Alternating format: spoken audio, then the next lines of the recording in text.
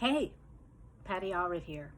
Wanted to ask you if you're getting ready for Thanksgiving and Christmas, but I also wanted to ask you, are you still working? Whenever you have a home-based business, well, for me anyway, it doesn't really seem like work. It's just my normal everyday doings. And I really think that's how it's supposed to be. So if you're stressed and you're not meeting your quotas or you're not getting the money you need for your bills, maybe you should think about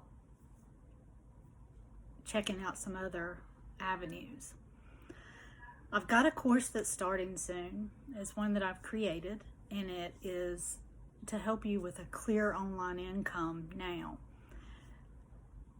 Stay in touch with me and I will get you more information on that. But I'm going to put a link where you can join my free community now and get some free information and help. And hey, you can even share your business there.